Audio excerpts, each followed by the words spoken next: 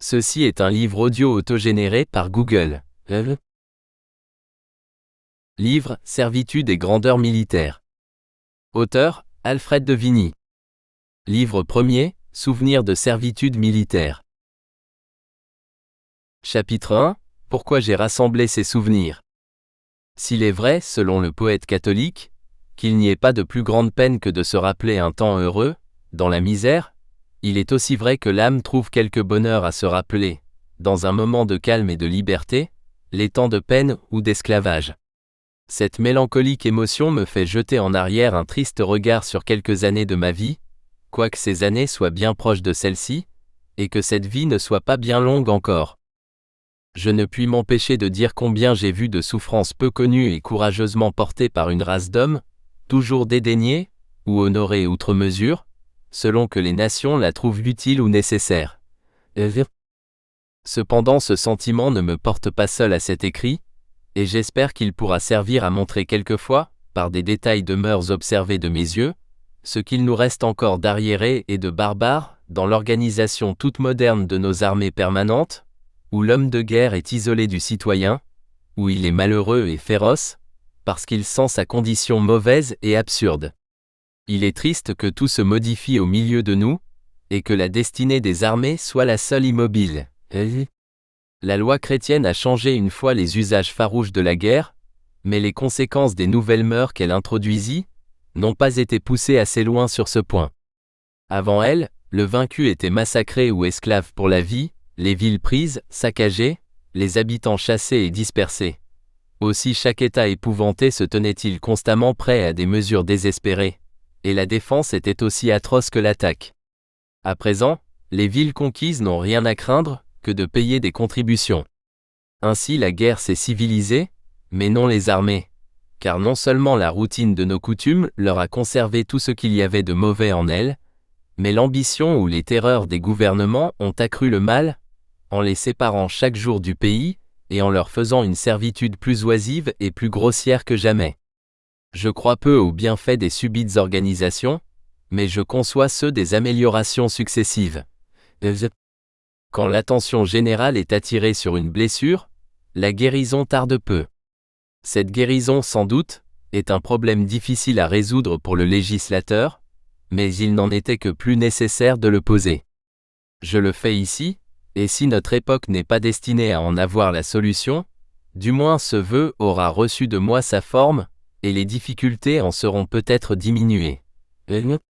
On ne peut trop hâter l'époque où les armées seront identifiées à la nation, si elle doit acheminer au temps où les armées et la guerre ne seront plus, et où le globe ne portera plus qu'une nation unanime enfin sur ses formes sociales, événement qui, depuis longtemps, devrait être accompli.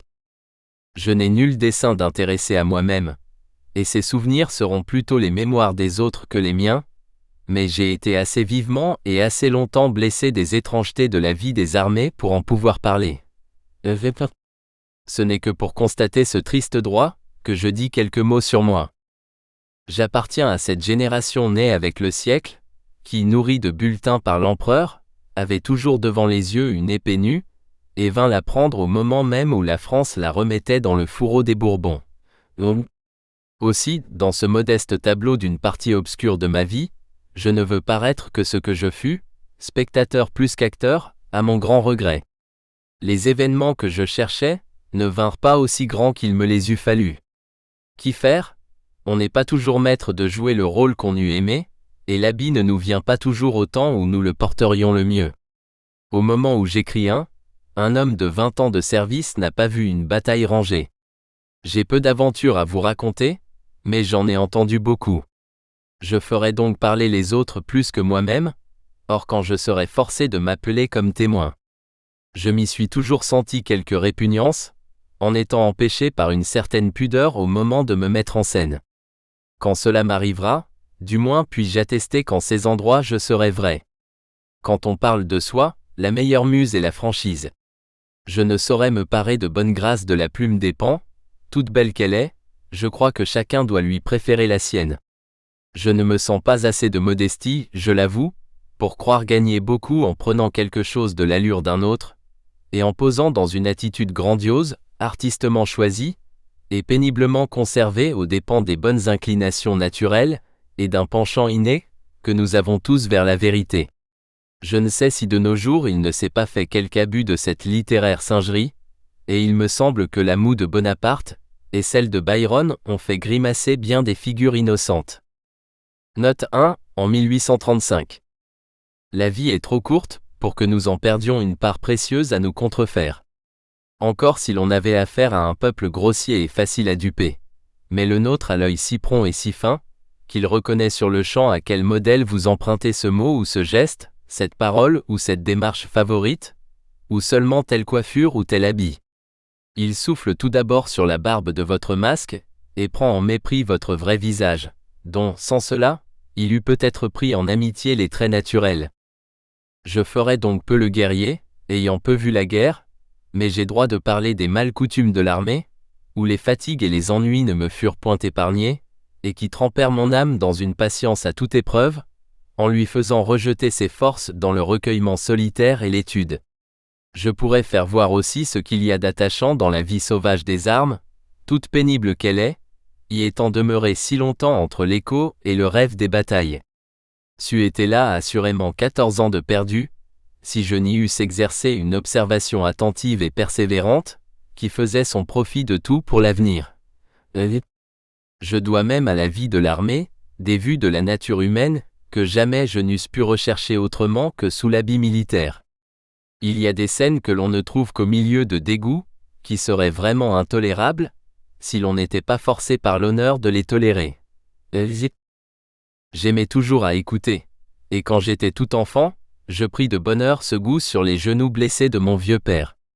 Il me nourrit d'abord de l'histoire de ses campagnes, et sur ses genoux, je trouvais la guerre assise à côté de moi, il me montra la guerre dans ses blessures, la guerre dans les parchemins et le blason de ses pères, la guerre dans leurs grands portraits cuirassés, suspendus, en Beauce, dans un vieux château. Je vis dans la noblesse une grande famille de soldats héréditaires, et je ne pensais plus qu'à m'élever à la taille d'un soldat. Mon père racontait ces longues guerres avec l'observation profonde d'un philosophe, et la grâce d'un homme de cour. Par lui, je connais intimement Louis XV et le grand Frédéric. Je n'affirmerai pas que je n'ai pas vécu de leur temps, familier comme je le fus avec eux, par tant de récits de la guerre de 7 ans. Mon père avait pour Frédéric II cette admiration éclairée, qui voit les hautes facultés, sans s'en étonner outre mesure. Il me frappa tout d'abord l'esprit de cette vue, me disant aussi comment trop d'enthousiasme pour cet illustre ennemi avait été un tort des officiers de son temps, qu'ils étaient à demi vaincus par là, quand Frédéric s'avançait grandi par l'exaltation française, que les divisions successives des trois puissances entre elles, et des généraux français entre eux, l'avaient servi dans la fortune éclatante de ses armes, mais que sa grandeur avait été surtout de se connaître parfaitement, d'apprécier à leur juste valeur les éléments de son élévation, et de faire, avec la modestie d'un sage, les honneurs de sa victoire. Il paraissait quelquefois penser que l'Europe l'avait ménagé. Mon père avait vu de près ce roi philosophe sur le champ de bataille, où son frère, l'aîné de mes 7 oncles, avait été emporté d'un boulet de canon. Il avait été reçu souvent par le roi sous la tente prussienne, avec une grâce et une politesse toute françaises, et l'avait entendu parler de Voltaire et jouer de la flûte après une bataille gagnée.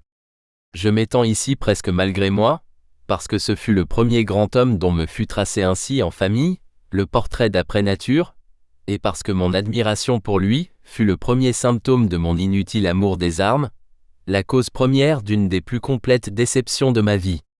Ce portrait est brillant encore dans ma mémoire, des plus vives couleurs, et le portrait physique autant que l'autre. Son chapeau avancé sur un front poudré, son dos voûté à cheval, ses grands yeux, sa bouche moqueuse et sévère, sa canne d'invalide faite en béquille, rien ne m'était étranger, et au sortir de ces récits, je ne vis qu'avec humeur Bonaparte prendre chapeau, tabatière et gestes pareils. Il me parut d'abord plagiaire, et qui sait si en ce point, ce grand homme ne le fut pas quelque peu. Qui saura peser ce qu'il entre du comédien dans tout homme public, toujours en vue? Frédéric II n'était-il pas le premier type du grand capitaine tacticien moderne, du roi philosophe et organisateur? C'étaient là les premières idées qui s'agitaient dans mon esprit, et j'assistais à d'autres temps, racontées avec une vérité toute remplie de saines leçons. J'entends encore mon père tout irrité des divisions du prince de Soubise et de monsieur de Clermont. J'entends encore ses grandes indignations contre les intrigues de l'œil de bœuf, qui faisaient que les généraux français s'abandonnaient tour à tour sur le champ de bataille, préférant la défaite de l'armée au triomphe d'un rival. Je l'entends tout ému de ses antiques amitiés pour monsieur de Chevert et pour monsieur d'Assas, avec qui il était au camp, la nuit de sa mort. Les yeux qui les avaient vus mirent leur image dans les miens, et aussi celle de bien des personnages célèbres morts longtemps avant ma naissance. Les récits de famille ont cela de bon, qu'ils se gravent plus fortement dans la mémoire que les narrations écrites. Ils sont vivants comme le conteur vénéré, et ils allongent notre vie en arrière, comme l'imagination qui devine peut l'allonger en avant dans l'avenir. Je ne sais si un jour j'écrirai pour moi-même tous les détails intimes de ma vie, mais je ne veux parler ici que d'une des préoccupations de mon âme. Quelquefois, l'esprit tourmenté du passé et attendant peu de choses de l'avenir, on cède trop aisément à la tentation d'amuser quelque désœuvré des secrets de sa famille et des mystères de son cœur. Je conçois que quelques écrivains se soient plu à faire pénétrer tous les regards dans l'intérieur de leur vie, et même de leur conscience, l'ouvrant et le laissant surprendre par la lumière, tout en désordre et comme encombré de familiers souvenirs et des fautes les plus chéries. Il y a des œuvres telles parmi les plus beaux livres de notre langue, et qui nous resteront comme ces beaux portraits de lui-même, que Raphaël ne cessait de faire. Mais ceux qui se sont représentés ainsi, soit avec un voile, soit à visage découvert, en ont eu le droit, et je ne pense pas que l'on puisse faire ces confessions à voix haute, avant d'être assez vieux, assez illustre ou assez repentant pour intéresser toute une nation à ses péchés. Jusque-là on ne peut guère prétendre qu'à lui être utile par ses idées, ou par ses actions. Vers la fin de l'Empire, je fus un lycéen distrait. La guerre était debout dans le lycée, le tambour étouffait à mes oreilles la voix des maîtres, et la voix mystérieuse des livres ne nous parlait qu'un langage froid et pédantesque. Les logarithmes et les tropes n'étaient à nos yeux que des degrés, pour monter à l'étoile de la Légion d'honneur, la plus belle étoile des cieux pour des enfants. Nulle méditation ne pouvait enchaîner longtemps des têtes étourdies sans cesse, par les canons et les cloches des Te Deum. Lorsqu'un de nos frères, sorti depuis quelques mois du collège, reparaissait en uniforme de hussard et le bras en écharpe, nous rougissions de nos livres et nous les jetions à la tête des maîtres. Les maîtres mêmes ne cessaient de nous lire les bulletins de la grande armée, et nos cris de « Vive l'empereur » interrompaient Tacite et Platon. Nos précepteurs ressemblaient à des héros d'armes, nos salles d'études à des casernes, nos récréations à des manœuvres, et nos examens à des revues. Il me prit alors plus que jamais un amour vraiment désordonné de la gloire des armes, passion d'autant plus malheureuse que c'était le temps précisément où, comme je l'ai dit, la France commençait à s'en guérir. Mais l'orage grondait encore, et ni mes études sévères, rudes, forcées et trop précoces, ni le bruit du grand monde où, pour me distraire de ce penchant, on m'avait jeté tout adolescent, ne me purent ôter cette idée fixe. Bien souvent j'ai souri de pitié sur moi-même, en voyant avec quelle force une idée s'empare de nous, comme elle nous fait sa dupe, et combien il faut de temps pour l'user. La satiété même ne parvint qu'à me faire désobéir à celle-ci, non à la détruire en moi, et ce livre aussi me prouve que je prends plaisir encore à la caresser, et que je ne serai pas éloigné d'une rechute. Tant les impressions d'enfance sont profondes, et tant s'était bien gravé sur nos cœurs la marque brûlante de l'aigle romaine. Ce ne fut que très tard que je m'aperçus que mes services n'étaient qu'une longue méprise, et que j'avais porté dans une vie toute active, une nature toute contemplative. Mais j'avais suivi la pente de cette génération de l'Empire, née avec le siècle et de laquelle je suis. La guerre nous semblait si bien l'état naturel de notre pays, que lorsqu'échappés des classes, nous nous jetâmes dans l'armée, selon le cours accoutumé de notre torrent, nous ne pûmes croire au calme durable de la paix. Il nous parut que nous ne risquions rien en faisant semblant de nous reposer, et que l'immobilité n'était pas un mal sérieux en France. Cette impression nous dura autant qu'a duré la Restauration. Chaque année apportait l'espoir d'une guerre, et nous n'osions quitter l'épée, dans la crainte que le jour de la démission ne devînt la veille d'une campagne. Nous traînâmes et perdîmes ainsi des années précieuses, rêvant le champ de bataille dans le champ de Mars, et épuisant dans des exercices de parade et dans des querelles particulières, une puissante et inutile énergie. Accablé d'un ennui que je n'attendais pas dans cette vie si vivement désirée, ce fut alors pour moi une nécessité que de me dérober, dans les nuits, au tumulte fatigant et vain des journées militaires. De ces nuits, où j'agrandis en silence ce que j'avais reçu de savoir de nos études tumultueuses et publiques, sortir mes poèmes et mes livres, de ces journées, il me reste ces souvenirs dont je rassemble ici, autour d'une idée, les traits principaux. Car, ne comptant pour la gloire des armes ni sur le présent ni sur l'avenir, je la cherchais dans les souvenirs de mes compagnons. Le peu qui m'est advenu ne servira que de cadre à ces tableaux de la vie militaire et des mœurs de nos armées, dont tous les traits ne sont pas connus. Fin du chapitre 1. Chapitre 2, sur le caractère général des armées. L'armée est une nation dans la nation, c'est un vice de nos temps. Dans l'Antiquité il en était autrement, tout citoyen était guerrier, et tout guerrier était citoyen.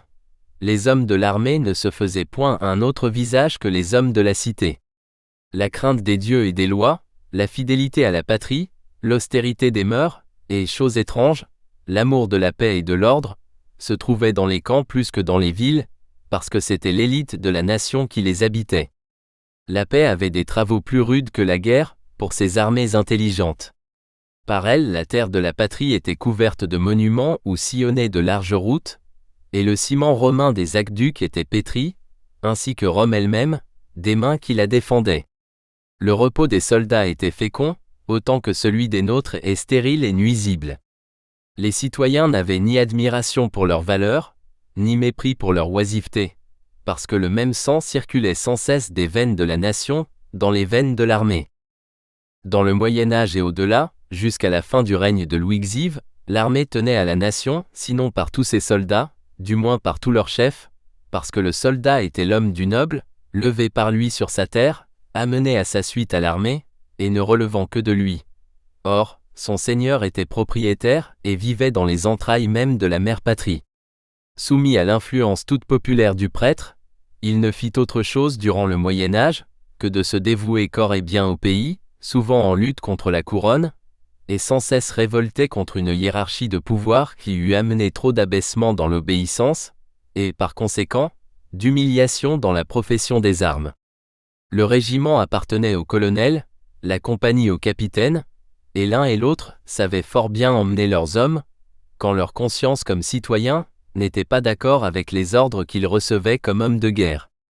Cette indépendance de l'armée dura en France jusqu'à Monsieur de Louvois, qui, le premier, l'a soumis au bureau et l'a remis, pieds et poings liés, dans la main du pouvoir souverain. Il n'y éprouva pas peu de résistance, et les derniers défenseurs de la liberté généreuse des hommes de guerre furent ces rudes et francs gentilshommes, qui ne voulaient amener leur famille de soldats à l'armée que pour aller en guerre.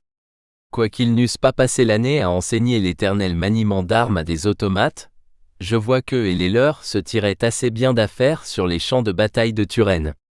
Il haïssait particulièrement l'uniforme, qui donne à tous le même aspect, et soumet les esprits à l'habit, et non à l'homme. Il se plaisait à se vêtir de rouge les jours de combat, pour être mieux vu des leurs et mieux visé de l'ennemi, et j'aime à rappeler, sur la foi de Mirabeau, ce vieux marquis de Coëtquen, qui, plutôt que de paraître en uniforme à la revue du roi, se fit casser par lui à la tête de son régiment. « Heureusement, sire, que les morceaux me restent, dit-il après. C'était quelque chose que de répondre ainsi à Louis Xiv. Je n'ignore pas les 1000 défauts de l'organisation qui expirait alors, mais je dis qu'elle avait cela de meilleur que la nôtre, de laisser plus librement luire et flamber le feu national et guerrier de la France. Cette sorte d'armée était une armure très forte et très complète dont la patrie couvrait le pouvoir souverain, mais dont toutes les pièces pouvaient se détacher d'elles-mêmes, l'une après l'autre, si le pouvoir s'en servait contre elle. La destinée d'une armée moderne est tout autre que celle-là, et la centralisation des pouvoirs l'a faite ce qu'elle est. C'est un corps séparé du grand corps de la nation, et qui semble le corps d'un enfant, tant il marche en arrière pour l'intelligence, et tant il lui est défendu de grandir. L'armée moderne, sitôt qu'elle cesse d'être en guerre, devient une sorte de gendarmerie. Elle se sent honteuse d'elle-même, et ne sait ni ce qu'elle fait ni ce qu'elle est. Elle se demande sans cesse si elle est esclave ou reine de l'État. Ce corps cherche partout son âme et ne la trouve pas. L'homme soldé, le soldat, est un pauvre glorieux, victime et bourreau, bouc émissaire journellement sacrifié à son peuple et pour son peuple qui se joue de lui, c'est un martyr féroce et humble tout ensemble, que se rejette le pouvoir et la nation toujours en désaccord. Que de fois, lorsqu'il m'a fallu prendre une part obscure mais active dans nos troubles civils, j'ai senti ma conscience s'indigner de cette condition inférieure et cruelle. Que de fois j'ai comparé cette existence à celle du gladiateur. Le peuple est le César indifférent, le Claude ricaneur auquel les soldats disent sans cesse en défilant « Ceux qui vont mourir te saluent ». Que quelques ouvriers, devenus plus misérables à mesure que s'accroissent leur travail et leur industrie, viennent à s'ameuter contre leur chef d'atelier, ou qu'un fabricant ait la fantaisie d'ajouter, cette année, quelques 100 000 francs à son revenu, ou seulement qu'une bonne ville, jalouse de Paris, veuille avoir aussi ses 3 journées de fusillade, on crie au secours de part et d'autre. Le gouvernement, quel qu'il soit, répond avec assez de sens, « La loi ne me permet pas de juger entre vous, tout le monde a raison, moi, je n'ai à vous envoyer que mes gladiateurs, qui vous tueront et que vous tuerez. » En effet, ils tuent et sont tués. La paix revient, on s'embrasse, on se complimente, et les chasseurs de lièvres se félicitent de leur adresse dans le tir à l'officier et aux soldats. Tout calcul fait, reste une simple soustraction de quelques morts, mais les soldats n'y sont pas portés en nombre, ils ne comptent pas. On s'en inquiète peu. Il est convenu que ceux qui meurent sous l'uniforme n'ont ni père, ni mère, ni femme, ni amis à faire mourir dans les larmes. C'est un sang anonyme. Quelquefois, chose fréquente aujourd'hui, les 2 parties séparées s'unissent pour accabler de haine et de malédiction les malheureux condamnés à les vaincre. Aussi le sentiment qui dominera ce livre sera-t-il celui qui me l'a fait commencer, le désir de détourner de la tête du soldat, cette malédiction que le citoyen est souvent prêt à lui donner, et d'appeler sur l'armée, le pardon de la nation. Ce qu'il y a de plus beau après l'inspiration, c'est le dévouement, après le poète, c'est le soldat. Ce n'est pas sa faute s'il est condamné à un état d'ilote. L'armée est aveugle et muette. Elle frappe devant elle du lieu où on la met. Elle ne veut rien, et agit par ressort. C'est une grande chose que l'on meut et qui tue, mais aussi c'est une chose qui souffre. C'est pour cela que j'ai toujours parlé d'elle, avec un attendrissement involontaire. Nous voici jetés dans ces temps sévères où les villes de France deviennent tour à tour des champs de bataille, et, depuis peu, nous avons beaucoup à pardonner aux hommes qui tuent. En regardant de près la vie de ces troupes armées que chaque jour pousseront sur nous tous les pouvoirs qui se succéderont, nous trouverons bien, il est vrai, que, comme je l'ai dit, l'existence du soldat est, après la peine de mort, la trace la plus douloureuse de barbarie qui subsiste parmi les hommes, mais aussi que rien n'est plus digne de l'intérêt et de l'amour de la nation que cette famille sacrifiée qui lui donne quelquefois tant de gloire. Fin du chapitre 2. Chapitre 3, de la servitude du soldat, et de son caractère individuel. Les mots de notre langage familier ont quelquefois une parfaite justesse de sens. C'est bien servir en effet, qu'obéir et commander dans une armée. Il faut gémir de cette servitude, mais il est juste d'admirer ses esclaves. Tous acceptent leur destinée avec toutes ses conséquences, et en France surtout, on prend avec une extrême promptitude les qualités exigées par l'état militaire. Toute cette activité que nous avons se fond tout à coup, pour faire place à je ne sais quoi de morne et de consterné. La vie est triste, monotone, régulière. Les heures sonnées par le tambour sont aussi sourdes et aussi sombres que lui. La démarche et l'aspect sont uniformes, comme l'habit. La vivacité de la jeunesse et la lenteur de l'âge mûr finissent par prendre la même allure, et c'est celle de l'arme. L'arme où l'on serre est le moule où l'on jette son caractère, où il se change et se refond pour prendre une forme générale imprimée pour toujours. L'homme s'efface sous le soldat.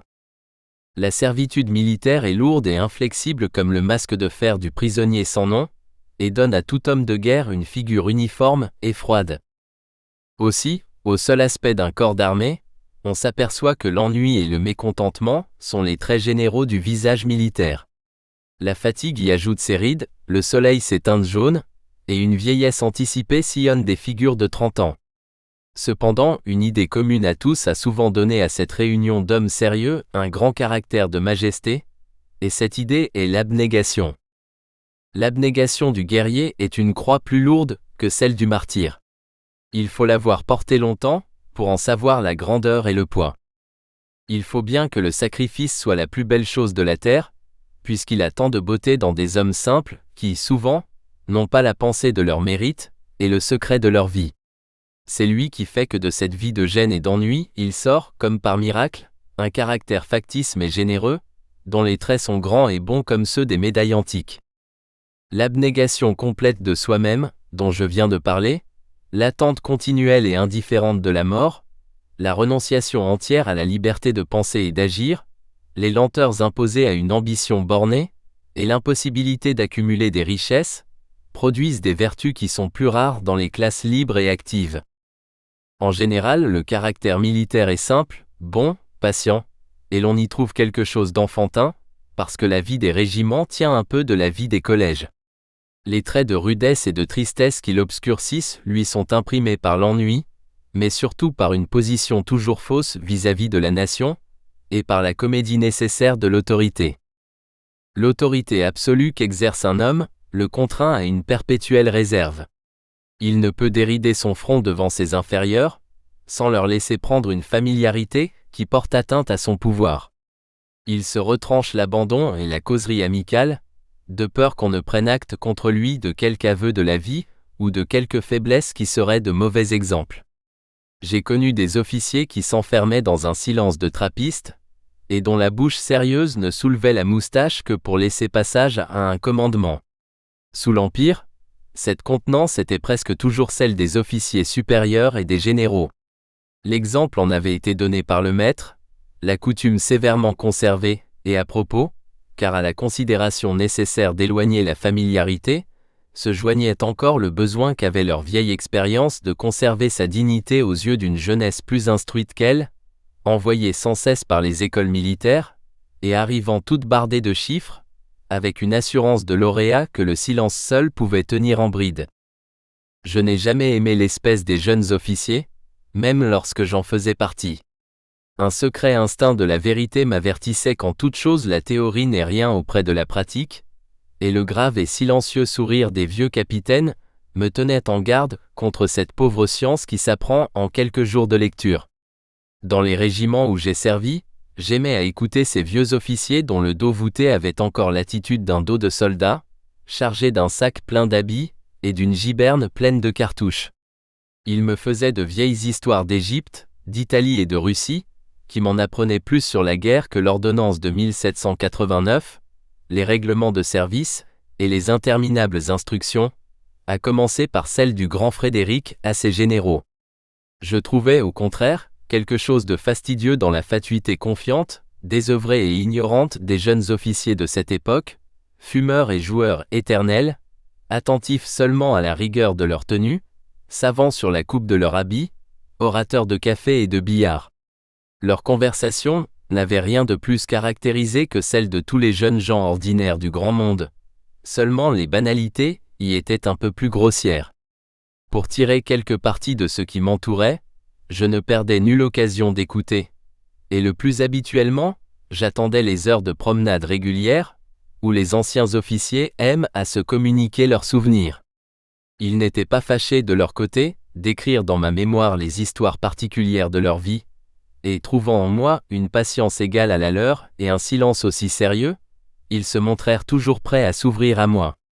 Nous marchions souvent le soir dans les champs, ou dans les bois qui environnaient les garnisons, ou sur le bord de la mer, et la vue générale de la nature ou le moindre accident de terrain leur donnait des souvenirs inépuisables. C'était une bataille navale, une retraite célèbre, une embuscade fatale, un combat d'infanterie, un siège, et partout des regrets d'un temps de danger, du respect pour la mémoire de tel grand général, une reconnaissance naïve pour tel nom obscur qu'ils croyaient illustre. Et au milieu de tout cela, une touchante simplicité de cœur qui remplissait le mien d'une sorte de vénération pour ce mal caractère, forgé dans de continuelles adversités, et dans les doutes d'une position fausse et mauvaise. J'ai le don, souvent douloureux, d'une mémoire que le temps n'altère jamais, ma vie entière, avec toutes ses journées, m'est présente comme un tableau ineffaçable. Les traits ne se confondent jamais, les couleurs ne pâlissent point. Quelques-unes sont noires, et ne perdent rien de leur énergie qui m'afflige. Quelques fleurs s'y trouvent aussi, dont les corolles sont aussi fraîches qu'au jour qui les fit épanouir, surtout lorsqu'une larme involontaire tombe sur elles de mes yeux, et leur donne un plus vif éclat. La conversation la plus inutile de ma vie, mais toujours présente à l'instant où je l'évoque, et j'aurais trop à dire. Nous espérons que vous avez apprécié cet aperçu. Pour continuer à écouter ce livre audio sur Google Play Livres, utilisez le lien dans la description de la vidéo.